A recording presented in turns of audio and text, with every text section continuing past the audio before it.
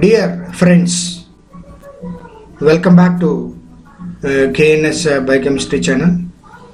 Swagatam to all. In this video session, I am going to talk about one of the area of biomedical applications of these nanoparticles or nanomaterials. This is nothing but nanoparticles flow studies. When these nanoparticles are introduced inside the system, that is in vivo, when they are traveling in the blood vessels, and we have to see their behavior, we have to study that one. That is nothing but the background studies of these nanoparticles. Let us see the session now. So in this session, under biomedical applications of nanomaterials, we are going to see nanoparticles flow. In that, the background studies on nanoparticles flow. So what are these background studies in nanoparticle flow? Our own interest in this nanoparticle flow field has resulted in part from studies on the size dependency of nanoparticles uptake after oral administration. So where mesenteric lymphatic transport of 500 nanometer nanoparticles, that is the size of the nanoparticles, they are transported through lymphatic vessels. So this lymphatic transport of these 500 nanometer nanoparticles post absorption is determined by the flow of particles in a single file in the smallest mesenteric lymph vessels. So mesenteric lymph vessels are there, they are smallest vessels. Through that, how these nanoparticles are transported. So you see that in addition to that, studies on the nanoparticle flow in the form of liposomes and neosomes. They are lipid layer containing vesicles, and the exclusion of flexible vesicles from glass capillaries under pressure, converting polyhedral vesicles to multilayer tubules. It led us to consider the influence of stress forces on carrier integrity. So here is the elasticity of vesicles, that is flexibility of the vesicles, is important in their negotiation of capillaries when their diameter exceeds that of the capillary wall size. The flow of particles, these nanoparticles, is fabricated through capillaries, that is small minute blood vessels are called capillaries, which have a radius very close to the particle radius. It is a challenge that has been tackled for transporting or flowing these nanoparticles through that very minute radius containing capillaries. So the suggestion is given that multi-bilayer tubules, that is multi-bilayer tubules, they can act as models for such kind of this nanoparticle flow experiments. Here you can see this is a 500 nanometer size nanoparticle. This nanoparticle is that traveling through the blood capillaries.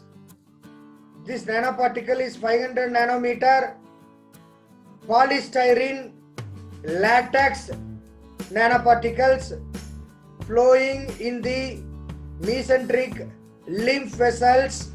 This is the lymphatic vessel. Through that lymphatic vessel, 500 nanometer polystyrene nanoparticles, latex nanoparticles are flowing. So that yellow color one is flowing through the lymphatic vessels, mostly in single file mode. See that dot, they are all flowing in a single dot mode, file mode. So they are traveling through the lymphatic vessels. This is a very minute lymphatic vessels. Even inside that minute vessel, nanoparticles can easily travel.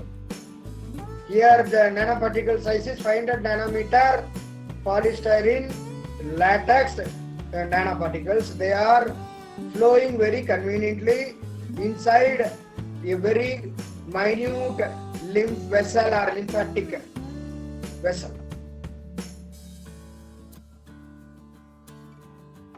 And this is another one, a flexible, it's a very flexible non-ionic surfactant based multi-bilayer tube. This multi-bilayer tube, what is the diameter of this multi-bilayer tube? It is around 1 millimicron in diameter.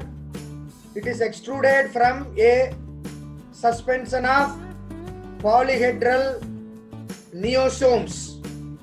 Polyhedral neosomes are lipid bilayer. So here you can see that a flexible non-ionic surfactant based multi-bilayer tube, where you see that this polyhedral neosomes, they are conveniently flowing through that, which might be adapted for use as a model for the study of capillary nanoparticle flow, because this is a very minute capillary that is a tube. It is a non-ionic surfactant multi-bilayer tube. Through that, see that nanoparticles, polyhedral neosomes, they are the nanoparticles. So that they are flowing very conveniently. So rheological examination of nanoparticle blood mixtures and nanoparticle suspensions of mixed radius has also, see that very easily, you see that going through that through these tubes, the potential complexity of particle movement in blood, that is in the blood vessels, blood capillaries, is also possible here. So in addition, erythrocyte blockage at bifurcations where you see that one vessel you see that divides into two branches, that is bifurcation point. So that is called a bifurcation area. So erythrocyte blockage at bifurcations or narrowing of vessels, the narrowing of the blood capillaries, can lead to slowing down of blood flow and a change in rheology as the hematocrit increases. So the recent investigation says that the transport of nanoparticles across the cell monolayers and intracellular transport of dendrimers has assisted in defining some of the issues involved in targeting the cells, that is target cells within the cells. So here you can see some of the studies done on nanoparticle flow inside the body system. So a group of people, that is Fokins group of people, they did a study on the transport of viral sized colloids. That is colloids, they are having the size of a virus. It's very, very, very, very small. So viral sized colloids following intravenous or intralymphatic injection. So you are going to inject those viral sized colloids intravenously, that is inside the blood vessel, or intralymphatic injection, that is through the skin, that is in between the lymphatic vessels you are injecting. So when following this intravenous or intralymphatic injection, it is relevant to drug delivery even if their objectives were different.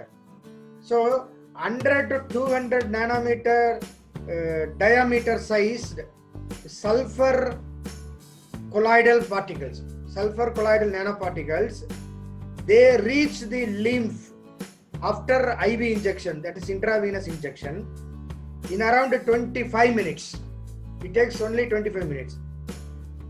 After intralymphatic injection of the same nanoparticles, but this time they are injected intralymphatic mode. So after intralymphatic injection, these particles appear in the blood vessel, that is venous blood, only after 4 seconds. So in the previous one it takes 25 minutes. Here it is only 4 seconds. So following subcutaneous injection, similar particles reach the lymph after 2 to 9 minutes. That is subcutaneous through skin you are injecting. So when that subcutaneous injection is done, they reach the lymph after 2 to 9 minutes. So it is not small like 4 seconds or not big like 25 minutes. It is in between that. So although 95% of the particles remain at the injection site for at least 45 minutes. So here the nanoparticles are being used as indicators of blood and lymph flow. What is also relevant to drug delivery is the influence of fluid flow on the movement and fate of nanoparticles. So another group of people observed uptake rates of 1.27 millimicron and 15.8 millimicron polystyrene nanoparticles in the lungs and liver after intravenous injection, IV injection. The sequestration in the lungs was size dependent, but possibly affected because the smaller particles were taken up by the Kupffer's cells, that is immune cells of the liver, leaving the larger particles free to be taken up by the lungs tissue. So the rapidity of this suggests that in effect flow of the microparticles is solely determined by the blood flow. So the rate of blood flow determines the reaching of these nanoparticles to the site.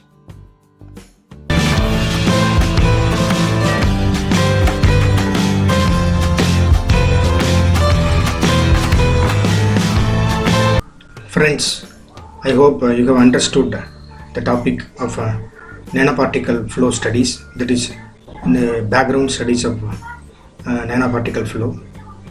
So with that I am going to stop this session. I'll come with another topic in the next session. Until then, it is bye from KNS Biochemistry.